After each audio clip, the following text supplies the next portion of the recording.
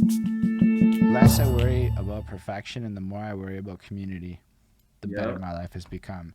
And yeah. I imagine with are you signed to Bring the Bars? I know that they went a little bit label with it. Are you on the No, Bring? no. I'm on Mally Music and Jumpin Joe. Okay, you have your own label, Yeah, that's our label. so you're signed to yourself. Yeah, Mally Music and Jumpin Joe. That's like our label. Like we be putting Shout out out, Mally Music and Jumpin' Joe. yeah, Mally Music and Jumpin Joe the Rapper. That's the name of the label, man. It's just self-titled, man. We already put out one EP. It tied for best EP of the year with Chronos' EP, which was fire.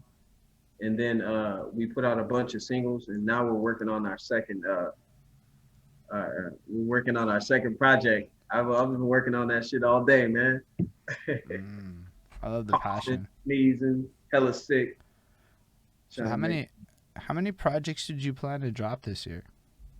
Uh, there's one more called uh, Jumpin 101, and that's just pretty much gonna be just about me. You know, the first track is gonna be New Orleans. The second track is gonna be Cali. The third track is gonna be College. The fourth track is gonna be On My Own, and the fifth track is gonna be Dad Life. So it's gonna be 5 songs where you basically, get to sum up, a lot about me in that project. But this year, man, I'm dropping every first and 15th like a welfare check, man. It's No called shit. it's called That's the welfare shit. the welfare series. Yeah, yeah. I wanted to ask about that too. We got two questions from Ismail. One is, do you plan to sign more artists? To Mally Music and Jumpin' Joe, man. I don't know. We have to talk about that. I'm pretty sure we'll end up doing it, man, because everything is going smooth, man. The chemistry is ridiculous, and our distributor is hella fast, and we're just growing, as it goes. So that's probably something in the works, man. So the follow up question is, how is the process of actually creating a label? Um, Man, it was just me and Mally had that synergy. So it's like, look, this is what it's gonna be. Mally Music and Jumpin Joe the Rapper, because we was coming out with so much content, man. It was like that might as well be the label, man. Because it's like I be featuring over here, featuring over there. But when I feature with Mally, it's like he from Northern California and I'm from Southern California by way of New Orleans. But I was raised in Southern Cali, and he was born and raised in Northern California. So when we on the track, it's that energy, man, that people are really vibing with. So we just decided, hey. So I guess making a label, you just have to basically just pay for a certain plan, man, with your distributor, so that you can have that. So it's really like find the people, build the label, go. Find the people, build the label, go, man. Yeah, that's crazy cool, man. I love that energy. I have another question that I keep forgetting to ask you, but I didn't want to forget because what the fuck is a micro sync? Oh man, the micro sync is every time somebody uses your song in their story, or every time somebody uses their song in a Facebook post, or every time somebody TikToks your song, stuff like that. Man, I got like over 27 million micro syncs, man. Shit is How? crazy. How do you get micro syncs? I don't know. I really don't know. And I don't like being unprepared, and I don't like not knowing shit. But one thing I did was just have to let go and let God, man. I think I spoke it into existence on the interview with Otis Isaacs on my Bring the Bars. This is what happened. I was like, yeah, man, Straight A's just surpassed about 13,000 streams.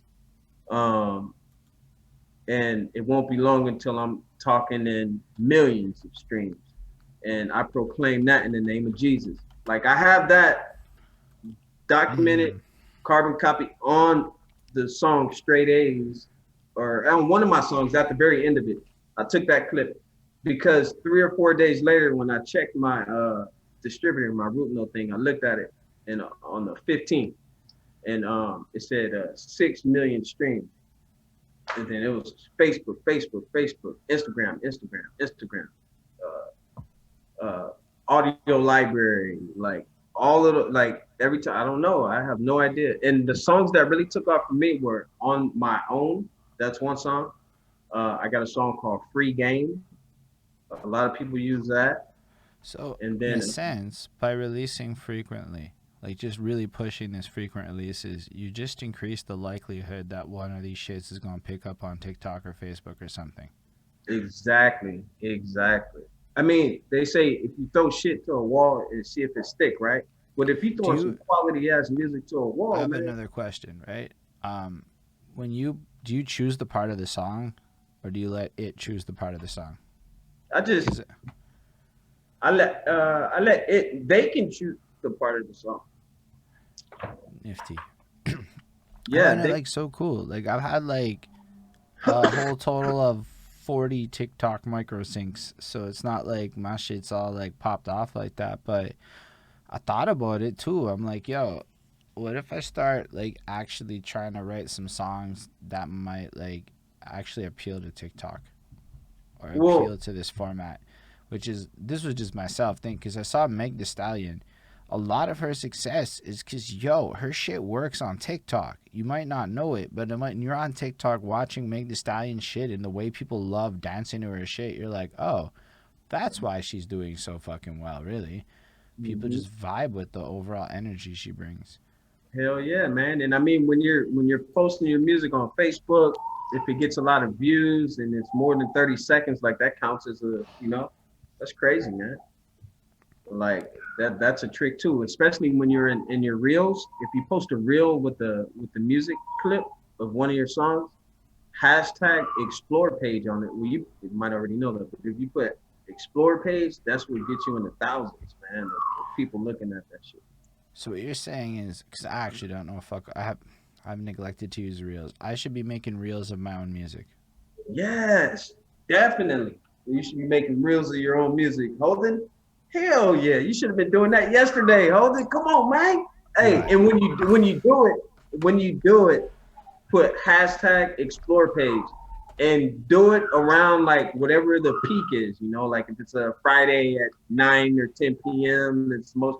Do it around that time. Just one post, man, and it'll be like 1,100 or 1,500 or And you're saying 2,100. all of these things bounce back towards your stats in the back end. Yeah, yeah, they do. Is it pay good? No, no, micro sinks are like fractions of pennies, man. But it's a consistent check every 15th. Where I'm taking care of shit. You know what I mean? No, I mean like, if you're able to pull off millions doing this strategy or millions of micro sinks, even a fraction of a penny is pretty fucking solid. Yeah.